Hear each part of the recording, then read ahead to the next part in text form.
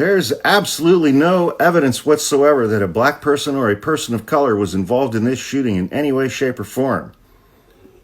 This was a white guy. What the hell does that have to do with historically black colleges and universities? Right now, where we are in this society, we don't need no type of race war, regardless to the rhetoric. I'm a firm believer that at no point should anybody lose their life based on their beliefs. But my issue right now is the fact that there are people in America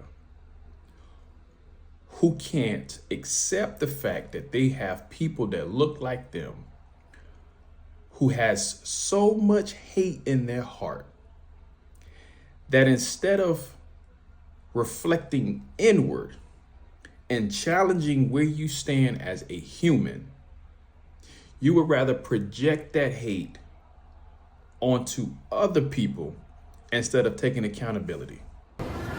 How dare you? At no point during the death of Charlie Kirk should HBCUs be receiving bomb threats. When this was done in Utah. This shooting happened in Utah. The first suspect they detained was an old white guy. They detained another person of interest. They let that person go. Both of those people have been released. The photos of another person of interest that they're showing this morning is a white guy. This was in Utah. And so today, 5 historically black colleges and universities on the East Coast have been deluged with bomb threats and have had to either lock down or close for the rest of the week. How does him being killed and murdered in cold blood by someone that looks like him, this was a white on white crime, start to become an impact on the black community? Make it make sense. I don't understand the logic behind some people in America to where they can't see the wrongs within themselves and the people around them. So much so that they rather push the blame onto others instead of fixing your own house, the ones around you, the people that look like you, the people that have the same beliefs as you. Challenge yourself. You're part of the problem. You're part of the problem. We have come so far, but yet we continue to take so many steps back as a society because of the beliefs that some people have.